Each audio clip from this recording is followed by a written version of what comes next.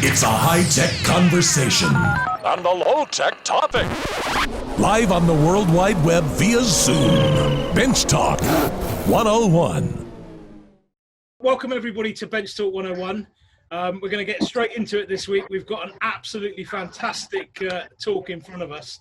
The guidelines is that I'm going to mute everybody so that we can keep all the noises out. So I'm going to do that now. So muting all now, okay? And then I'm going to unmute Mike. I'm going to ask Mike to unmute. And I'm going to unmute Derek so that they can talk. But thank you everybody for joining. The best thing here is obviously we are a part of a family. We're all, getting to know each other more and more over the weeks.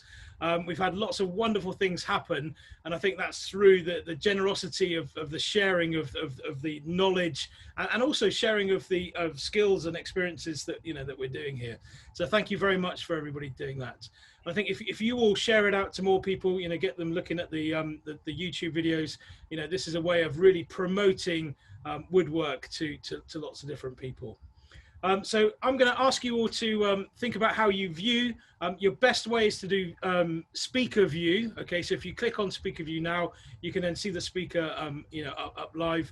So therefore you get the best of them. Now halfway through this, I'm going to do a focused video because Mike has got Lynn, the co-owner of is Good Lady and co-owner of the boat building training college. Who's going to help him to do a bit of a tour around the boats and things. So when I do that, you may have to switch across to see the different videos. But good luck with the technology. Hope you can all get in there. So I'm going to click on as well so that I'm going to not allow you to unmute yourself. So that means that you're going to enter. Anybody entering is there. So right. So I'm going to pass you over to Derek, who's going to give the introduction and fire away. So Derek, over to you. Good evening, everybody. So tonight, after we're speaking to Mike and Lynn Tupper of the International Boat Building Training College. So a little bit about Mike and his background and how he came to be in charge of such an incredible space. So after a successful naval career, Mike moved into the world of joinery and now owns the International Boat Building Training College with his wife Lynn up in Lowestoft. Mike has a passion for the sea, probably acquired during his time with the Royal Navy, serving all around the world.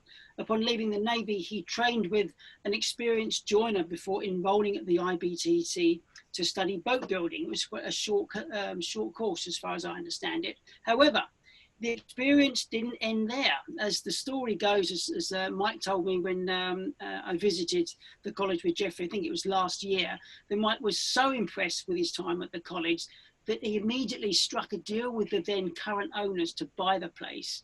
That's how magical the IBTC is. I mean, it's a fantastic place. I visited the college, as I said, last year with Geoffrey, and it truly is one of the most impressive workshops I've been to, and I went into quite a few over my years at the magazine. So if everything goes according to plan this evening, as Geoffrey said, we'll be having our very own tour with Lynn is going to be steering the camera round the college as Mike narrates it. So fingers crossed that runs as smoothly as it did about 5 minutes ago while we were rehearsing it. So without further ado, I'll hand you over to Mike and Lynn in Lowestoft at the International Boat Building Training College. So over to you, Mike. Hello, everybody. Well, welcome to IBTC here in Lowestoft. Well, I hope I can live up now, and so with the college, to Derek, that incredible introduction. I feel quite a challenge now in front of me. For those of you that don't know where Lowestoft is, we're the most easterly point of England, known as the Sunrise Coast, and apparently the driest place in the United Kingdom, so I've been told. But usually, whenever I tell anybody that, it will then pee down with rain for the next month as they sit in the workshop saying, Mike, you fibbed to us. It's wet every day. But apparently, we're almost an arid climate here. As I say, welcome to the IBTC. We're primarily a traditional boat building college. We were formed in 1975, and I think this echoes true probably of every generation. We were formed to fulfill a skills shortage that was perceived amongst the boatyards on the Norfolk Broads. We're lucky here on the Norfolk Broads to have loads of traditional boats, wooden boats, so they all need a good deal of love and attention. And people were saying, well, we don't have the joiners, the boat builders anymore to actually maintain all the boats around us, and so the college was set up. But I do feel that sentiment about lack of skills in the workplace is echoed all over the place. As I say, with every generation and every political turn that happens within our country. It's very difficult for me. I'm not going to do a selling job, obviously, but it's very difficult for me to hide mine and Lynn's passion about the place. But as Derek introduced me, I rave about the IBTC without embarrassment, because I was a student here, and it wasn't a short course. I was on the year-long boat building course that I decided that it was time that I took my joinery skills, I wouldn't say a step further, but in a different direction, because boat building, hopefully as we find out as we chat, is a little bit different to most people's bench joinery that we do. But here at the college, we do start with 12 weeks bench joinery. Everyone does it, no matter what their background. If they manage to do all the tasks and the allotted projects quicker than the 12 weeks, all well and good. But everyone starts at stage one, which is taking a piece of wood and making it true, basically. And a lot of people look at it and think, oh, this is a bit below me. But believe me, after a few hours, everyone gets on board with it, if you excuse the pun, and moves forward with the course. This evening, we're programmed to talk about our tool chests that we build here, and they are part of the 12-week joinery course. We now do 2 different types of tool chests, and I'd like just to spend, if I may, a couple of minutes to give some background how we start progressing to get to a stage where we build the tool chest, because the whole thing isn't about just the tool chest. We teach joinery here. The joinery soaks into people. We live it. So somebody doesn't come in like an evening class or anything. We work as a working boatyard. So from 8 in the morning till 4:30 in the evening or afternoon, 4.5 days a week, people just soak in joinery. And I do believe, and I'm a big believer in this, it is probably for commercial purposes the only way to learn. And I think that's something that I have to cover. Our whole course has always been about getting people into work. But obviously demographics and societies change, and about 50% of our student intake now, in fact it's a bit less, is people with just a passion about boats, a passion about joinery. So we do standalone joinery as well as the boat building. So we've got a split between people who want to learn for professional reasons and people who want to learn because they just want to learn, basically. Everyone should build a boat in their lifetime. Everyone should put it on their bucket list of things to do, because it makes the brain work differently. I know 3D, we all think and look in 3D, but believe me, when you start putting on a plank on a boat for the first time, it's almost as if there's more than 5 or 6 dimensions as it springs out and hits you and everything, and you get frustrated with it. But we all get over that, and to actually complete your first boat is an absolute joy.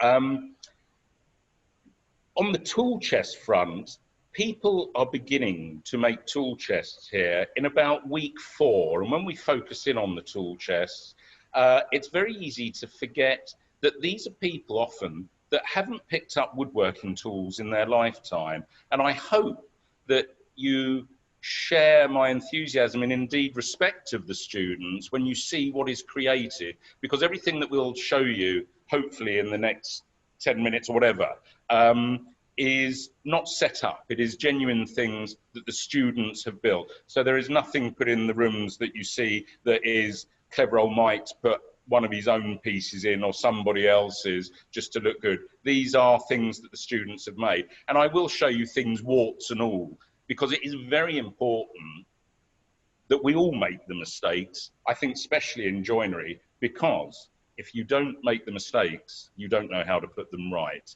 And so it worries me if we have students, and there are one or two that take to it so naturally.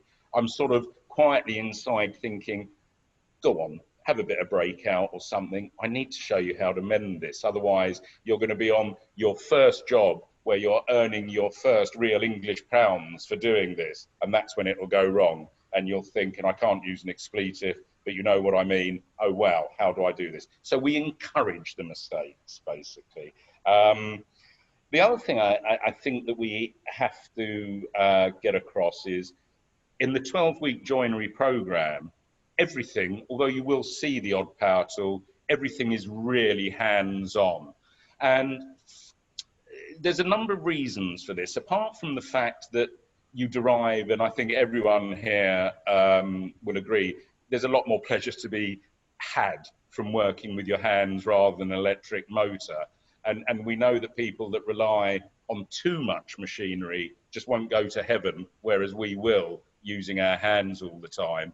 There are other reasons that we need to teach people just to work with their hands, and that is linked with boat building itself. If you can picture, and you'll see later on, the shapes of boats, there are no power tools made to deal with those shapes. So you find that often when we get out there, the spoke shaves become your best friends, basically, to how that we fashion what's called land, where planks lay over each other. They have to be watertight when these craft go in the water, and that is down to the skill of the boat builder. And these angles that we talk about, the bevel angles on planks, they're not just one set angle that you can attack with a power planer. They change with the shape of the boat. And so the bevels that you will see on planks are ever evolving as they move around the boat. And so there isn't power tools that does that. So it is very important that we get people to actually feel at home with their hands and the tools in their hands, so to speak, so that they can just feel comfortable to work with them. And part of that process is where I'm sitting now behind me, the Joinery Shop, where we take people through a process of making joints, items, different bits and pieces that, if you like, things soak into the subconscious. And I always put it to the students, it's basically what we're trying to do is give the students an armory of techniques. And it is then when they get on the boats or fitting out to the fine joinery or planking of a boat, where they can almost mentally have a menu of what's in that armory and the best way to address a problem that they will come across. Most of the boats that we build are one-offs and that we work on. So there isn't a, how can I put it, like a motorcycle handbook or a motor car handbook. You go, how do I fix that rudder? It's on page 18. It won't be. It can be a one-off where patterns and templates have to be made. And so the students have to feel comfortable with delving into their armory of techniques and picking the right one. Of course, we guide them, but after joinery, when people move out into the boat shed, it's the difference between doing A-levels at school and then going to university, where definitely, and some people miss the coziness of the joinery shop when they move out amongst the boats. It is quite self-driven, and a bit of a, again, a little pun coming in, a voyage of discovery, really. But it's a nice voyage of discovery. The sort of things that we make in here is, actually, we won't go over to Lynn just yet. We try not to do exercises for exercise's sake, because if you do that for 3 months, you get lots of unhappy joiners, basically. We have to and want to give people items that they make that are satisfying to them.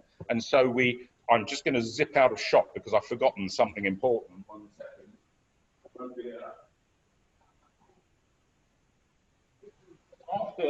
Hello, back again. After doing basic planing and getting just the feel for timber and bits and pieces, we make, I'm sure you all recognise this, the standard bench hook. Ours is made out of 2 pieces. Hopefully you won't be able to see the join in that, but the whole thing is a planing exercise in itself, even down to the hooks on the end. But it is something, I feel, myself, personal view, a very underrated piece of kit is the old bench hook. There should be 2 or 3 of different sizes, in my view, on every bench. So that's the first thing they make. And it's the first thing, if they get the grain right and everything, they can hold it up and think, yes, I've made something. And it seems such a simple thing, but they can use it straight away. This is the beauty of it. It's not something that stacks up at the end of the bench and something that they've tried. This is something that they use straight away. In fact, some of them, when they've made their first object of beauty, in inverted commas, they don't want to use it. And that's one of the things we have to get over. No, you will put saw cuts in this. It's a working tool. And that is something that is quite different, I think, with us here than many teaching joinery shops, and that is everything is for work. It is we want to work with these things. We mustn't be, how can I put it, too precious about what we do in a joinery fashion. We want to make money from it in the long run, earn a living from it, and just produce things that are functional. One of my other interests, sorry, as a quick sidetrack, is watches, and I like simple, beautiful watches. They do 2 things. They tell something like the time that is really important, and they can look stunningly beautiful. And I believe joinery and boats are like that as well. They can be really practical, but carry such a beauty about them in the things that are made, and that's very important to us here. I know I've got to speed up, and I will. Things like, very simple, beach mallets we make. It's things that they go on and use as the students. This is one of my favourites because it's a challenge. It is a grating that you would have seen on old schooners and T-clippers, obviously a lot bigger than this. But this grating, no fittings or fastenings in it. It's all bird's beak tenons, normal mortise and tenons, concealed haunches. Sorry, lift it up. I've just been told. Lower, lower, lower. Look, I can see through it. But it's a brilliant thing. They end up as trivets on lots of mums, dads, or wives' tables. So basically, the skills are growing as they build these things, and then they come to making their tool chests. Now, bear in mind, they're starting this in week 4 or 5 now. And Geoffrey, if we can switch to magic camera view, here we go. Here's the traditional tool chest that has been made at the college since we started, really. It's got a name, if you like, it's associated with the college now, but it isn't strictly ours. And if I can just show you a page in a book, if Lynn could just come back and I'll just show you a page. This is some of my favourite books, Joinery and Carpentry, a real old set that I've got. And when I was working in another life before the college, when I would go, I'd used to do a lot of Victorian and Edwardian restoration and got a name for it. People would wonder how I got at such a tender age, such a huge knowledge of Victorian joinery. Well, it was quite easy because I had a volume of these books. So I'm going to open a page there. Can you see that? And there is one of almost exactly one of our tool chests that is there as an apprentice's piece that they would make for their tools. Okay, so back to the tool chest, and we go to the traditional one. You can see it's a mahogany style chest. We use different timbers. I'd love to say that we can build all our stuff out of Brazilian mahogany, but it's just a bit price prohibitive. So what we have here is we use util or kaya. We use a lot of kaya, African grown mahogany for our chests at the moment. This has one softwood tray in it, and it is made, as you can see, dovetailed at the ends, dimensions. I'm going to go metric with this because we've converted to metric for a lot of our stuff. You know, we've really come kicking and screaming into the modern world. And this is 900 long, 400 wide, and 300 deep. So a student will get a slab of mahogany and directions from a good self, and we'll take. And if Lynn could just go and show just a slab of mahogany, typically there's a lump of mahogany, that's kaya, and that's what the student will be given. This is quite a wide one. Usually they're about 3 meters long, and then they divide the timber up and start planing it up to create this. And I think that in itself is quite a step for any student after 4 or 5 weeks, because these get built up to be something really quite special, these boxes. And although they are tool chests, if we can just come back to the tool chest, Lynn, just quickly that one. Although they're meant to go under the benches, let's be honest, a lot of younger folk, they end up as mum and dad's Christmas presents or blanket boxes at the end of beds, etc. But it's still quite a daunting thing to make this. And I think it's quite a step where you get a student in week 5 planing up their slab of mahogany, and particularly looking at how they start cutting their first dovetails. Even the really confident students, when that saw lays on their first dovetail, there is always a pause before they start cutting. We teach how to do these in very much, I must say, the industrial way. So we teach cutting our dovetails first, with both the front and back sections of the box nailed together through the waist, with the inside out, if you see what I mean, when they're cut. And then they move up. These boxes, these particular ones, take about 3 weeks to make. Some people can fly through them, but they're about 3 weeks. Bearing in mind, I do stress everything is by hand with these little weather strips, and that's preparing all the fitments and fillets in there as well. One of the things we found, though, is that as time goes by, people wanting to go and work in the boatyards, and generally actually, more and more pieces of paper and qualifications carry more weight than just saying, yeah, I've trained for so many years. People need the pieces of paper.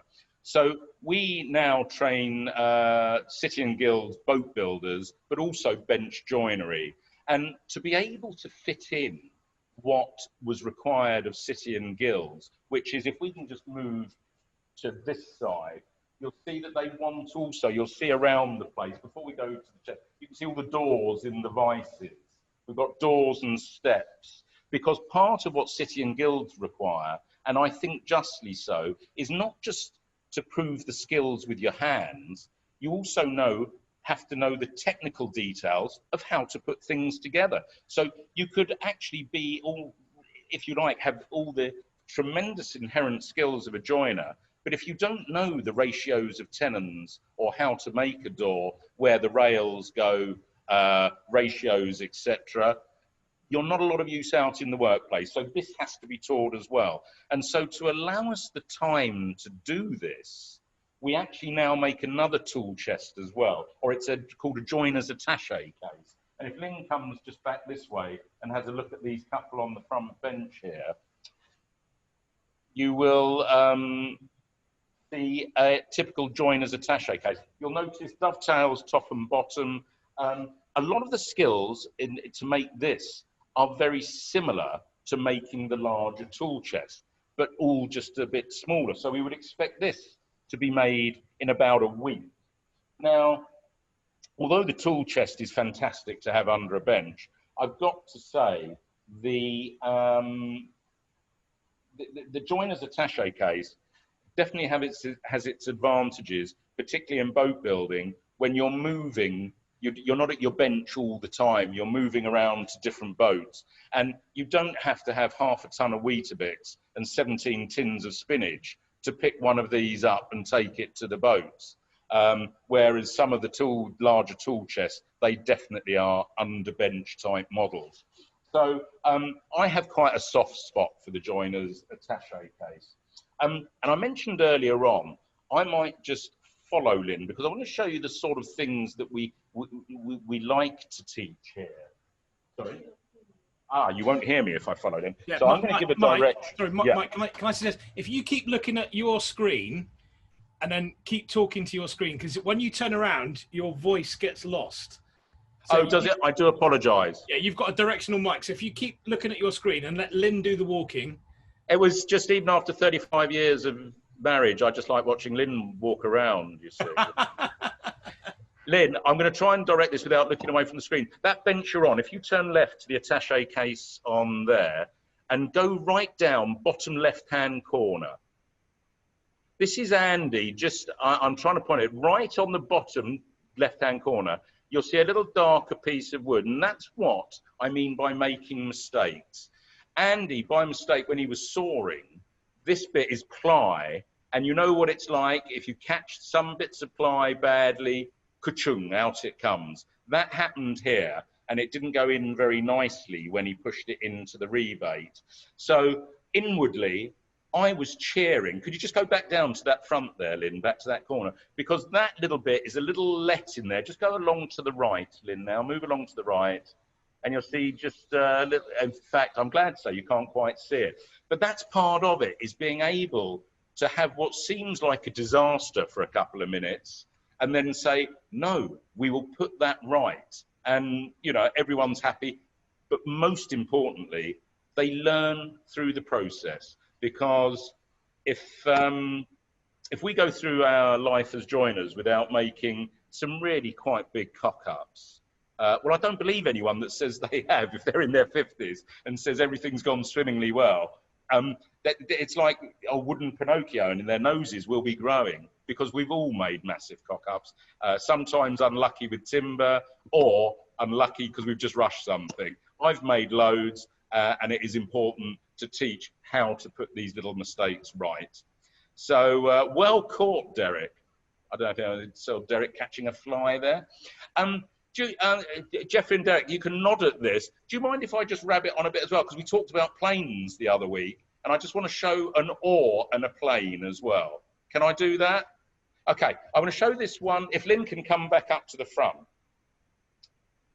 There's two things I'd just like to show. Some things that came up in commentary over the last couple of talks. What am I looking at now? This. I'm looking at Lynn now. I'm really struggling with technology here, Geoffrey and Derek, so please forgive me. But, okay, we were talking about marking knives, and this is an Ollie, look at you. Here's an Ollie Sparks, which is an object of beauty, this thing. Absolutely love it. But can I show you what my favourite is? Because we were talking about marking, and I know there's going to be lots of sighs and sharp intakes of breath.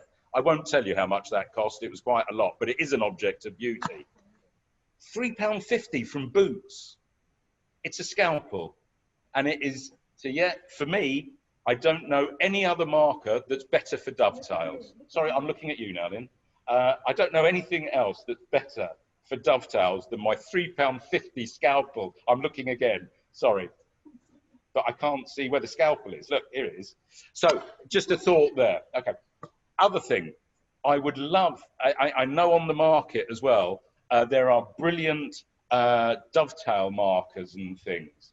But look, 50p offcut. Brilliant dovetail marker. Okay, so I'm just saying we can make our little bits and pieces. Next thing, we talked about planes. And this is a little bolo plane. Oh dear, there it goes. That we make, the students all make before making their oars. Really simple, little bit of beach. We do it off patterns, but every student will make one of these. And I think this is a beautiful process. before going on to make their spoon oar. And because I'm really struggling now with 2 screens, Lynn is now going to go and look at a spoon oar that is made by a lovely French student we have, Arthur. This is his little piece that he made before making this spoon oar. Now, these are on the endangered species list of things that are endangered skills list. And this is comes into our spar work, taking squares to the round, and then putting this beautiful spoon on this Douglas fir oar. So again, this is one of my favorite processes because it's a little bit freestyle-y joinery, although it follows a pattern. It gives students, for one of the first times actually in the 12 weeks, because everything is, I don't like the word regimented, but things are like much joinery is, you cut to the line, this is the pattern. With the oar, and that's the process there of the oar going from the square through to the spoon oar at the bottom.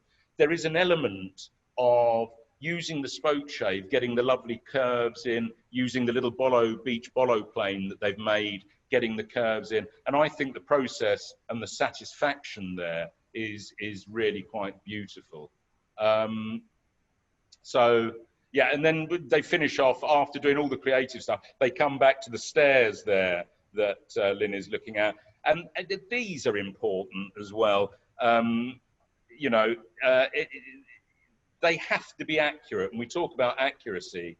They're measured within a mil over the total height of the stairs there. The rise and the going have to be within a mil. And if I really am going to digress a bit now, because, you know, the human brain is so fantastic, and many of you probably know this, that if you're going up a set of stairs that are just a fraction out in the rise of them, you will trip over because the brain very quickly tells you what the height of stairs is. Now, apparently is it Warwick Castle, when they built stone stairs going up to the top where they would defend the castle, they put in a stair that was an unusual height. So as you got somebody, an alien, whipping up the stairs with his sword, and they always put the curve, because most people were right-handed, so that they would be fighting the wrong side of their sword. They would then trip on a stair. But I am convinced that that's not really true. I think that just some stonemasons buggered it up and had to make an excuse. And this is what I mean about mistakes. Many years ago, I was building a wardrobe for a lady. It was in a bungalow, and it was in the roof. And the wardrobe she wanted was a fully mirrored front and was half the size of the house. And although I was quite a fit man at the time, and I'm going to use a dirty word here, MDF was used a lot in this wardrobe. I had to you know it's heavy, manhandle it upstairs, up there. And just as it was going together, it was weather like it was at the moment, so it was pouring out of me. She said, oh, and there's 2 electric points there that I'd like to access through the back of the wardrobe. So as we've all done with customers, although they're always right, as she walked out the door, there was much muttering as I scuttled around in this overhot workplace, cut the squares out ready for the electric sockets, erected the wardrobe, and realised that I'd put sockets about 7 feet in the air rather than where they were meant to be. And this is where you've got to think on your feet, because I cut another hole in the bottom, and she then walked in at the wrong moment, looked at the virtually finished wardrobe and said, Mike, why is there a hole at the top? And I said, I always put a hole at the top of the wardrobes, Mum, because I will cover that with a brass plate, and it stops moths getting at your clothes, letting the air circulate inside. And, do you know, a little thing of disaster, suddenly she just went, oh, Mike, how do you think of everything, as we all sniggered to ourselves inside. If she is watching, it was many years ago, and the check has cleared. So everything good. Right. Geoffrey, Derek, another nod. Do you want to go and shall we have a look at a couple of the boats? Would you like to? I think if we could go through and have a look at a bit, because I mean it's phenomenal through there. If we can just do a quick tour through, maybe 5 minutes. Lynn, it's going to be a quick whip round. So we're just can I just spot this? Can we stop? Look at this object of absolute, well, incredibleness. This inspired me only a week ago to watch Gladiator for about the 15th time. This is Dan and co.'s students here, their recreation of the Colosseum. And if you look closely at this Colosseum, you will see that it's wedges and tenon ends that come from the offcuts of the door. Now, if Lynn could just look at the edge of the door that's in the vise to the right, you'll see what I mean, where the wedges go into the tenons. And this wasn't prompted by anybody. It started as Stonehenge. They're cut off and was stood up as Stonehenge. And then it became the Colosseum. There's a dead lion in there and whatnot. And there's an elephant outside that its ears moved, but then Daniel dropped it and the ears dropped off as well. So now they're nailed on. So that should be all right. Anyway, enough of the Colosseum. Let's go out into... So this is obviously empty joinery shop. Then, like, if you all know Doctor Who, it's like a TARDIS. We enter into the boat building world. This is where the dinghies are made. So we always have dinghies on the go. If we can go on the middle one there, Lynn, just quickly. So you've got dinghies of various states of build. And then if we go pan left there, Lynn, you'll see there's one coming to fruition. Are we locked up there a little bit? Yeah, there we go again. This black box on the right is a steaming box. So again, if Lynn can just go around and show you how it's heated, people often ask about steaming. There's a beer keg, gas cylinder, and if it was smell-o-vision as well, you could smell kippers now, because our general manager, Dave Sales, whenever we do a lot of steaming, he'll pop up and get fish, and we steam it. So we get fish at the end as well, which is absolutely lovely. Although it does make the workshop smell a bit rancid. This is a little boat called Popeye, 19 foot long. One of the joys of owning a boatyard is when you need something built. That's what she's going to look like when she's finished. I love a fancy dress moment. And so I can see me just going up and down when I retire in this boat, up and down Lake Lothing outside, dressed back up in my naval uniform, little gun on the front and everything, suit me down to the ground. That's a Broads cruiser we're just going past, called Shula. So boats of different sizes here. If we move around now, I wish we had the original of this boat coming into view, because it doesn't look spectacular. But when these are finished, they are like the little Austin Healys of the Norfolk Broads, a beautiful shape, a beautiful little boat. This, we'll just let the system catch up a little bit there. Is it catching up, Lynn, or are we? There we go. Just if we can slow right down, we might be having a few problems here at the end. Okay, just a different style of boat. This is called King Oliver, after a jazz musician, is owned by one of the students. And that's another beautiful thing we can do here. Students can bring their own boat. We have our own moorings. I'm just going to, this bit, and I went to point at the screen. The grey, what we call backbone there, is the beginning of a folk boat, which is quite a iconic Scandinavian build even. Right, and so you're seeing a boat right at the beginning of its journey. This one here on the right is called the Chet boat. And this may be for another day, because I could do another 20 minutes talking about, this is a copy of a 900-year-old boat that was found in the mud on the River Chet, not 5 miles or 10 miles from here. And we were asked by the Broads Authority to recreate it.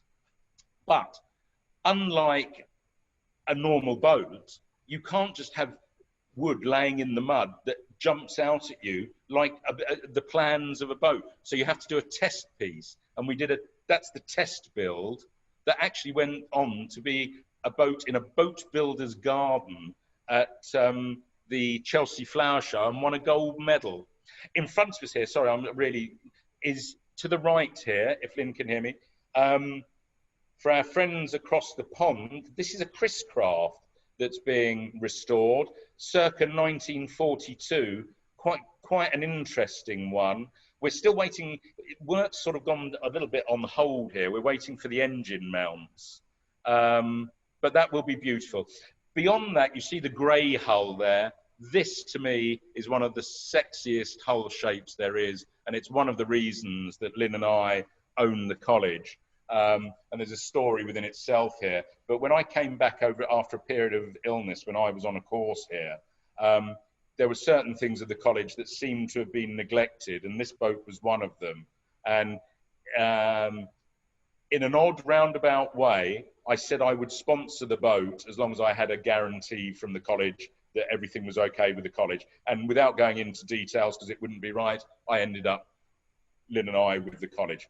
This, now where we are, is called the Lofting Floor. And this is where boats are drawn out 1-to-1 scale, life size, so we can make our patterns. And I hope that we can just see some lines there, if Lynn can zoom in. There we go. So you can see this is a 9-foot dinghy we're looking at the drawings of, but every element of the 9-foot dinghy is drawn here with all the angles and the bevels, so we can take our templates, our patterns, and take them down and then build the boat. And if Lynn can just scan around, you'll see all what's called station molds, and we build boats round these molds. And although it's like this is like a library of boats up here, under the white panels are all these drawings of boats. It's a fantastic place. It's sometimes overlooked, actually, what's called lofting, drawing out. And although these look like just old bits of deal and redwood, which they are, the actual bevels on them and everything are really accurately cut. Here's dinghies down here, station molds of those. Yeah, so basically I'm looking at the time, and I don't know where it goes. I've rabbited on a bit. There is a lightning tour of what we do. There is a lot more to the college. It goes a lot further up to the left than where Lynn is, and there's actually commercial workshops, because we have a commercial yard over the other side of the road where there's some lovely little projects in there being done. So, but I think, yeah, I've probably rattled on quite a lot, haven't I? Mike, that was absolutely fantastic. Absolutely fantastic. We've been on a voyage of discovery. You know, we've soaked in all of your great, you know, analogies, and it's been fantastic. And as for your oar, well, I think, you know, a lot of us have to be in awe of your oars. You know, they're fantastic. It's as I say, and I genuinely mean it, it's a beautiful process when you make the spar gauge to mark out taking the square into the round and making the bolo plane. It's evolving, and journeys are overused words, but it is a process that is a really, and so is organic. It's another word that's overused, but it is just a beautiful process. It's very rewarding. Absolutely, it looks amazing. So thank you very much for your talk. And I think actually, you know, maybe everybody's up for another talk from you in the future to go into more detail about the boats. That would be really quite interesting. Geoffrey, it'd be an absolute pleasure, as long as there is a genuine interest, because I do get told that when I start rabbiting on, I do rabbit on. So well, you do rabbit on a bit, but it's all right. It's all right. It's all right. Good. It's all right. So what happens now is that we ask people to put their name in the chat, and then I allow people to unmute themselves, and then we ask questions. So just bear with me a second while I just allow people to unmute themselves. So basically, oh, it's gone crazy already. Shrenik's been the first one in there. So Shrenik, fire away. Hi Mike, thank you very much for your brilliant presentation, and I'm quite interested both in boat building and in joinery. But I think my question will probably be on joinery, and it was specifically in reference to the scalpels that you mentioned. Yes. And I do like scalpels, but what I found was that the blades are quite flimsy, and what I do like to use is the Swan Morton SM01 blades. Yes, yeah. Which is slightly thicker, but they're very much as sharp as a scalpel, and they are basically scalpel blades anyway. Have you just thought about not pushing so hard? Yeah.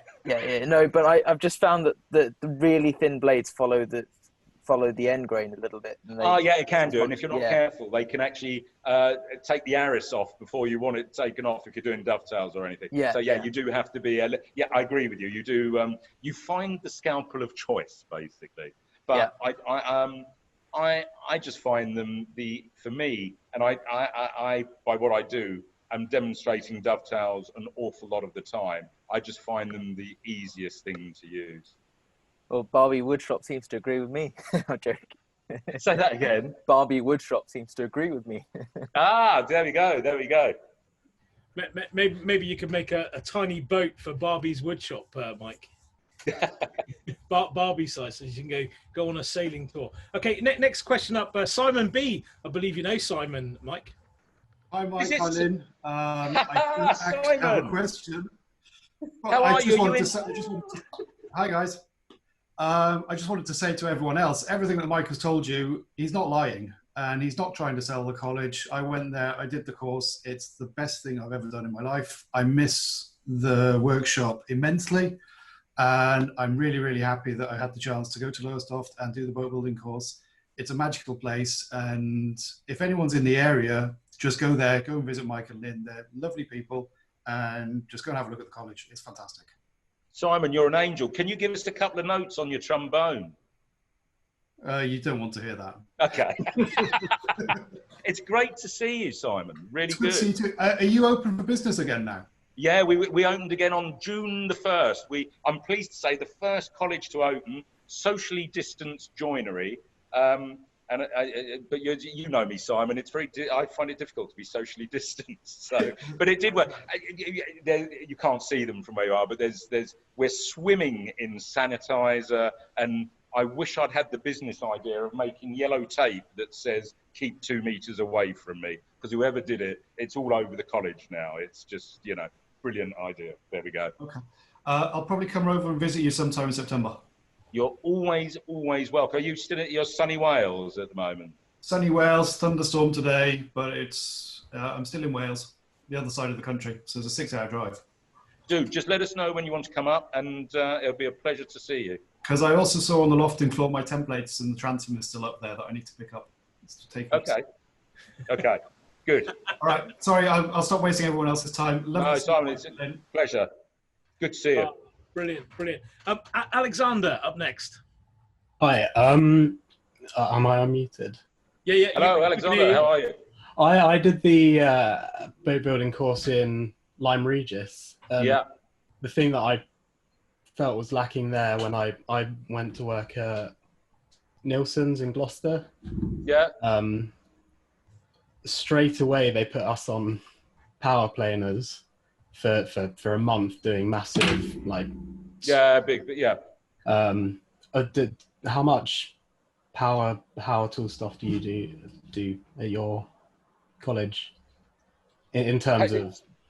Could I just also say, are you saying, Alexander, how much power training do we do? We didn't do much at the boat building academy, and I felt terrified of using them when I went to. Do you do? Yeah, we do. We do 2 sections. When people leave it can take up to 15 weeks to go through joinery. So I'm going to say 12 to 15 weeks. The first thing they do you want to go through to the machine shop? We teach then part of the training, and it's important to us. And yeah, again, not a sales bit, but this is important.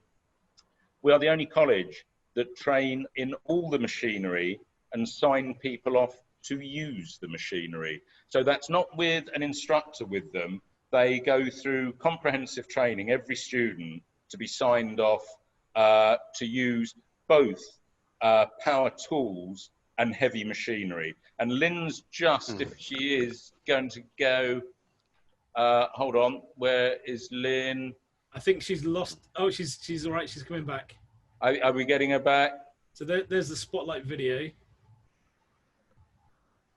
Here we go in the machine shop. So not very well lit, but you can see there's a giant bandsaw. We've got covered up the machines. We have a bit of a leaky roof issue. There's a giant thicknesser there that will take 600 wide boards. there's a planer under there, big one, circular saw, a spindle molder, another thing. So yeah, we teach, and it's important. I think what it's very difficult to comment on this, but that is the difference. Where other colleges may teach single projects, let's say, we try, and it is important to us to train for industry. So hopefully we find a balance, Alexander, where we get the best of both worlds, i.e. Where there's a passion and fun. I do a paella once a month as well, which is very nice. But also the importance of, and let's be honest, being employable in working workshops, because it's one of the reasons why we actually went to the down some of the routes, City and Guilds bench joinery, because they do insist on qualifications in the use of power tools. Yeah. So yes. So in our cut it short. Yeah, we do train for all the power tools, because it is, as I think, as you've alluded to, Alexander. If you don't, people can be nervous of tools, the noise, the power, and it's important that people are comfortable, so they can go to people like Tommy Nielsen and fit into the workforce. Yeah, I was fine on the machines. It was just I'd used power plane, like handheld power planers, maybe once, the BBA, and just that was probably one of the only things. Well, I agree that making oars is one of the more fun things. Yeah, they are. They're lovely. They're lovely things to make. There's a nice one with a detail in there. But yeah. Yeah, it's a lovely process. Right. Thanks. Thank you. Brilliant. Thank you very much. Up next is Deborah. Hi, Mike. Deborah, hello. Hello, everyone. Thank you so much, Mike, for the really informative discussion. I was thrilled to see the Chris Craft. I have to say, good. I was wondering if there might be one and figured there wouldn't. So that was very nice. No. And when I've it's had finished, a chance it'll be for sale, Deborah. That is a sales talk. Oh, that's a hard thing to say no to. I've ridden in them in an Adirondack Lake, which to me is the ultimate Chris Craft experience. But what I like to hear about is I was enjoying your discussion about the toolboxes, and I wonder, do you still have one that you made when you were a student, or were they making them? Yes, they were, and I'm going to be honest with you. The one that was there is my toolbox. And what happened to it when we took over the college, because we do shows, Deborah, a lot. I put it through. We have a wonderful lady called Sharon who does our finishing work, the varnishing. And here we go. You've actually, through a very simple question, are going to unearth a load of my dirty secrets now. When it comes to work, that's important. When it comes to working with liquids and varnish, I am like a 5-year-old that has just been introduced to his first paint set. And apparently, here's a little bit. When I was 5, the only thing, I think what put me off painting was I apparently painted a radiator at home with my mum's nail varnish. She must have had a lot of nail varnish because it ended up as this pink colour. And I think I was so heavily disciplined after that. I have now got a sort of almost psychopathic fear of paints and varnishes. So that is my box. But Sharon did the finishing work on it when we took over the college, and it became the show box that went round the shows. I'm going to say it's nothing special. People make boxes as equally as good as that. There's one that a Spanish student made and couldn't take it back to Spain, just behind where Lynn's sitting now. So no, there's very rarely, I'm not going to say never, but there's very rarely a tool chest that I wouldn't be happy to take to a show, basically, that was made by the students. That's very nice. Nice to hear. And also, what I say to guys and girls, I use guys in the broader sense of the word. The mistakes can sometimes make, it's like some bits of joinery that have just a little quirk in them is looking at people sometimes. The perfectly aligned things are not always the most attractive. It's often the little bits that you notice that make things special. So, and that's why I say again, we shouldn't be embarrassed if there's a mistake in something. It's how that we've coped with that mistake and addressed it that is important. In my view, in my view. Very interesting. Very good. Good. Thank you. Thank you. Thank you, Deborah.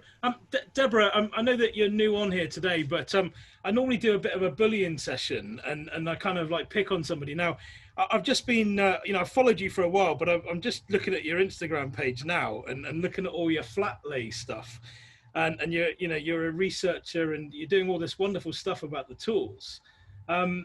I want to put you on the spot and say, would you like to come and talk to us next week about what you do and maybe some of your interests? Well, I've been thinking about it. Thank you. I think that the art of collecting and collecting the tools that you work with is important to how you build your entire practice and caring for them, and then the stories that they hold. I think are so interesting. I don't work with the tools. It's fascinating to see how you're using the tools. I just hang on every word because I haven't been able to use them. But what I like to hear is the stories of their use and how they came to you and who they came from. And then the flat lay, so there's that part of it. Sorry, I'm jumping around. There's that part of it, which is the story of the tool. And the beauty of them, they're so beautifully built.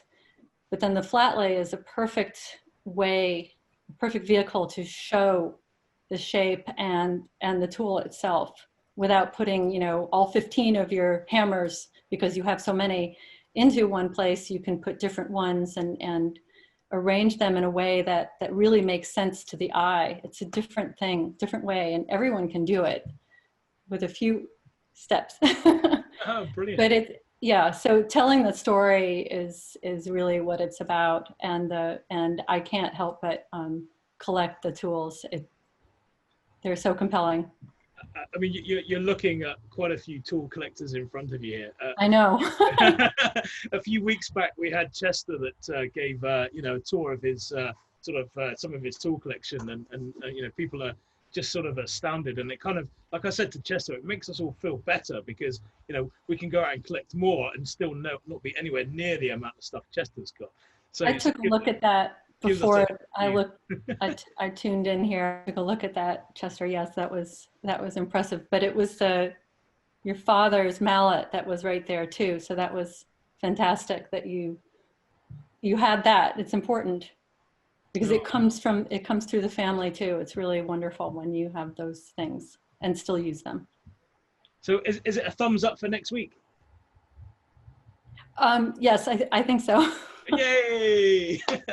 Thank you. Everybody else is going like this, and so you can't hear them because I've muted them all. But thank you very much, Deborah. Thanks. So, but we'll look forward to seeing you next week. We'll be in touch in the week to talk about how that works. Okay.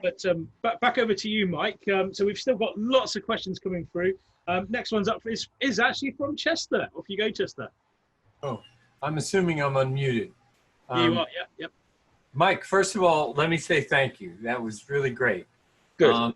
And I have a couple of things to tell you before I ask you only one question. But my father and my brother both worked in the boat building industry in Wilmington, North Carolina on the shore. Built Walter Cronkite's yacht and built a lot of West Sail sailing boats. And my brother did the exterior hull work and my father did the interior joinery work and things. Ah. And I had a roommate back then when I lived back there in the 80s, Karen Richardson, who went to Lowestoft to the school.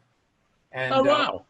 One of my great joys in my shop or for memories is this little this little piece right here that she made when she took the class, and when she came back she gave me, and I've been using it for I guess, 30 some odd years, a beach mallet that she made.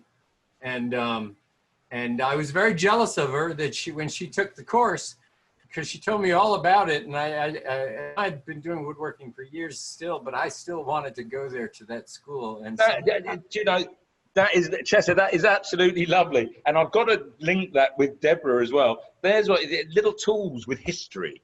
And that's quite interesting, what we're talking about. It's amazing. It always comes back, what a tiny world it is, actually. It really is a tiny world. Absolutely. And so this came from where you are. And I was so excited to see your presentation today, because it sort of brought the circle around, full circle. And I thought that was just brilliant. And I loved your presentation. Now my questions, which are really simple. The first was, who actually did form the school, and what was the reason, and was it funded nationally, or did somebody just decide to do this and it came about magically? It was a group of people actually who started the school. The most, if you looked at the history, I suppose the most well known was a chap called John Elliott started the school. But he was in education. He was ex-RAF. Royal Air Force. He started the school back in the day where it was a fee-paying college, and it always has been. However, I'm sure you'll understand, Chester, when I say politics in every country changes, and what certain governments fund at certain times changes as well. And the college was heavily involved with a scheme that some of the older Englishmen amongst us will laugh when I say this. It was the YTS scheme that was around that was government funded, and so apprentices were trained with funding. But now I don't want to come across now as the middle-aged man on the verge of a rant, Chester, because it happens a great deal, but it really gets on my wick, as we say over here, that the government view, and this isn't a political statement because it's both centre, pink, red, purple, whichever side of the political fence you are, they all said boat building and the joinery we teach are viewed as a niche market. Now, it is strange that we are viewed as a niche market, and yet there's so much of industry saying we have to import our joiners, which, I'm sorry, the words are just going to have to come out, Chester. It really pisses me off. We should be training our own. And one thing, although the recent pandemic has been tragic for a lot of people, some of the noises about what we come out looking like economically at the other end and what becomes important training-wise, I'm rather hoping that the follow-up of what our governments have said over here about things like, they actually mentioned carpenters being one of the prime vocations. I really hope that does come in, because we don't want to do this just for the love of it. My bank manager doesn't like just for the love of it. He wants to get money as well. So I'm really hoping that we can get more government funding, and we are looking that way with developing apprenticeships. But no, people can get funding. However, the college is primarily a private college. Well, I think that the joinery that you're teaching is wider than just the shipbuilding aspect. Oh, it is. The precision that you teach, it goes across all different methodologies and tooling works and different occupations. Now, my only other question, and I know I don't want to hoard this thing, but your lofting floor. Yes. Where you're doing the lofting, are you doing that on a heavy paper that's put down, or are you doing that on panels that can be lifted off solidly, or how is that preserved? No, it is actually on thin sheets of, dare I say, MDF or ply, okay, even hardboard sometimes. You can do it on heavy gauge, almost like lining paper. The trouble is, by nature of the fact of us being a college, things are very much multi-use. So I don't mean like we use the lofting floor for other uses, but there is often many people using. And it has to be said, whenever you get a group of people, they don't always invest so much care if it's not their project. Human nature. And so that's why we tend to always do it on wooden boards. And in fact, most people do, really. It just means that the library gets heavier and heavier.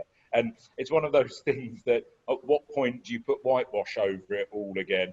The moment you do, it's when someone from the past phones up 10 minutes later and says, do you know, I'd really like one of those skiffs built that you, and you think, oh God, I've just painted that over. But there we go. No, so it's on a solid substrate. But you do paint over them, so those are lost after time. I see. And thank you for mentioning that. Thank you for mentioning that mistakes are valuable, because I have a wealth of them. So I thank you, Mike, and I'll leave it to other people. Thank you. Thank you very much indeed. Thanks, Chester. Thank you very much, Chester. And Mike, thank you very much for you. You've done just over an hour now, and you've been absolutely fantastic throughout this. Your talk was brilliant. So I'd like everybody to thank Mike and to raise a glass and to toast Mike and to the bench. To Mike and the bench. Thank you very much indeed. Thank you very much. It's a high-tech conversation. On the low-tech topic. Live on the World Wide Web via Zoom. Bench Talk 101.